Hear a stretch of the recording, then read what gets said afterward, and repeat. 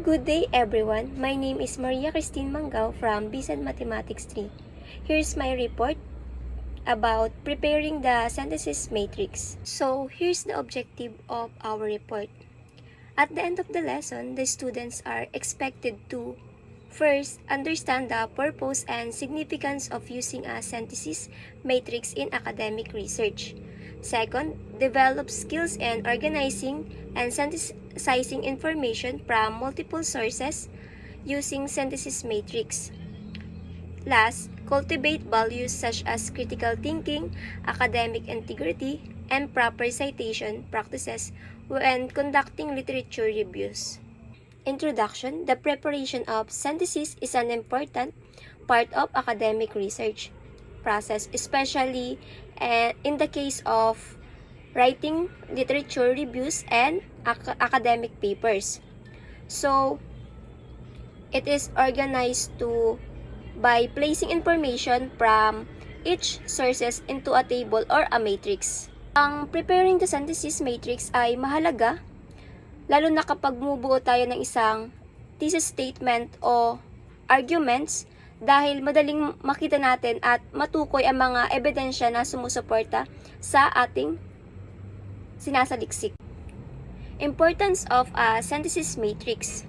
Organizing research findings systematically is essential for writing an effective literature review.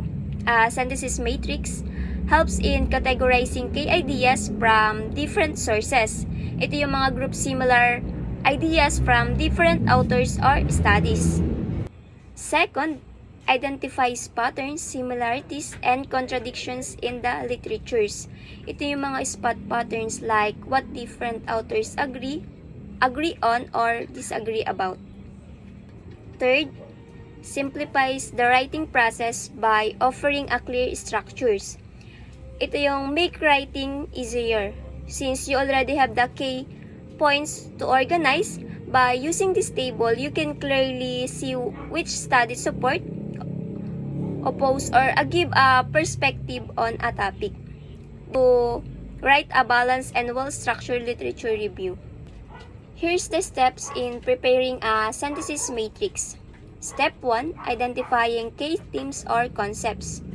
Determine the major topics relevant to the research questions. Before you can organize your sources, you need to know what main ideas or issues your research is focusing on.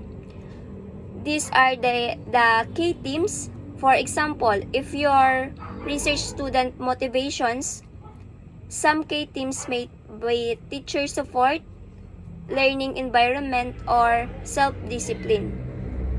List down the recurring themes found in multiple sources. As you read different studies or articles, you may notice certain ideas come up again and again.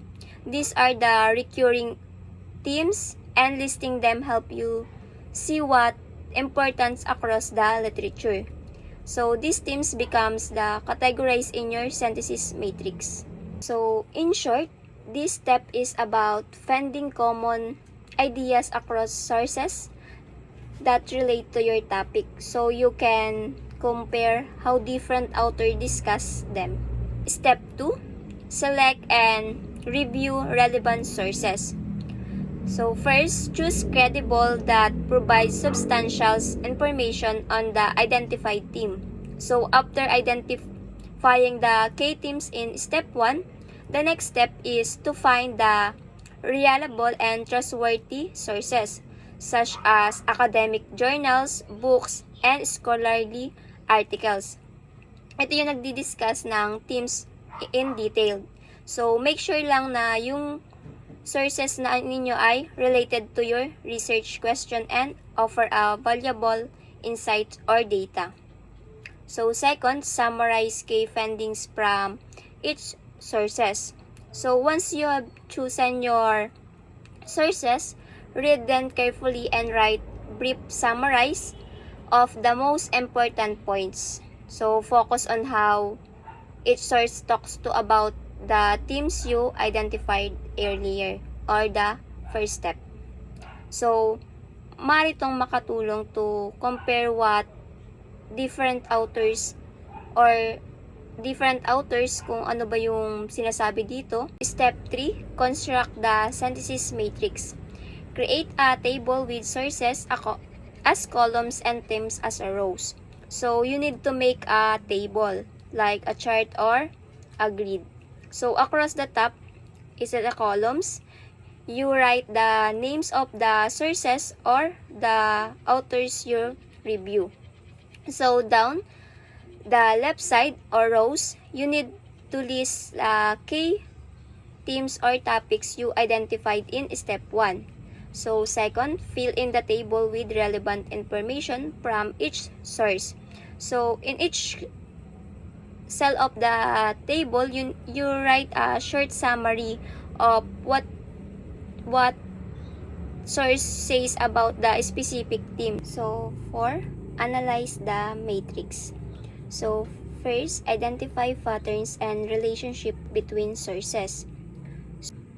Pagkatapos mong malagyan yung table or yung synthesis matrix, titingnan mo tong mabuti kung ano yung mga nilalaman. Aalamin mo kung may mga ideya bang magkakaparehas or paulit-ulit sa tinutukoy ng isang author.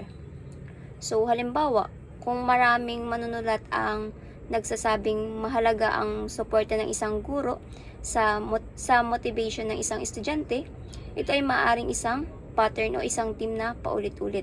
Second, note contradictions or gaps that require further explorations. So, look for areas where sources disagree or say opposite things. Ang mga contradicts na ito ay mahalaga sa pagsusuri ng literature. So, bukod pa dito, kung may tamang hindi masyadong natatalakay o kulang ang isang impormasyon, maaari kang gumawa ng isang gap or puwang para sa isang pananaliksik o maaari mong pagtuunan ng pansin ang iba pang pag-aaral o para sa iyo hindi ka sang-ayon dun sa sinasabi ng isang author, maaari ka pang kumuha ng ibang author na nagsasabi or nakaka-relate dun sa topic mo. Step 5, develop a coherent narrative. First, use the information from the matrix to write a structured literature review. So, pag natapos mo nang suriin ang mga synthesis matrix, so, maaari mo na itong gawing isang batayan sa pagsulat ng iyong literature review. So, pagkatapos mo na siyang masulat into synthesis matrix, makikita mo na agad kung ano yung mga paulit-ulit na sinasabi ng isang author at kung ano yung ilalagay mo lang sa isang paragraph. Kapag nakita mo na yung gusto mo or mas nare-relate ka dun sa sinasabi ng author na yun, pwede mo na siyang isulat into paragraph. Second, integrate findings logically ensuring smooth transition between ideas. So, kapag napili mo na sa synthesis matrix mo, kailangan mo nang magkakaugnay at hindi to magiging putol-putol ang daloy ng iyong pagsusulat. So, ibig sabihin, dapat mong ipakita kung paano nauugnay ang isang idea ng isang author sa idea ng author na napili mong kasunod. Here's the example of synthesis matrix na nakuha ko sa library. Ito ay isinulat ni Concepcion, de Guzman at ni Mapayi na ang kanilang title ng kanilang research ay Danas ng mga pre-service teachers sa panahon ng kanilang internship program tungo sa pagbuo ng kanilang akademikong manual, Master Thesis Leon Quinto Memorial College Incorporated. Noong 2024 lang nila ito sinaliksik. This synthesis matrix present a comparative summary of different studies that explore the experience of pre-service teacher during their internship. It organized into 4 majors. First, importance of preparations and support. Second, effects of internship on learning and professional readiness. Third, challenges and issues in internships. And last, proposed solution. So each column represents a different source, while each row highlights what those sources about a specific theme. First theme, all sources agree that strong preparations and support systems such as family, mentoring, and structures programs are essentials for boosting the confidence of interns. So internships that connect school with industries provide a real-world exposures that help students to transitions into the workforce. Oh, so under the second theme, the studies show that internships possibly impact learning and career readiness. So interns gain a career goals, apply their knowledge in real settings to develop practical teaching skills. In the third theme, the matrix highlights the common issue and challenges such as a lack of support, weak alignment with industry standards, meron ding poor training or mentorship. So, ito yung nagkakaproblema to lead low confidence of an interns students. So, fourth, the team suggests solutions like improving mentorships, school industry, and providing emotional academic support. So, the goal is the fourth team, the goal is to make internship more effective, reduce stress, and better prepare for future teachers.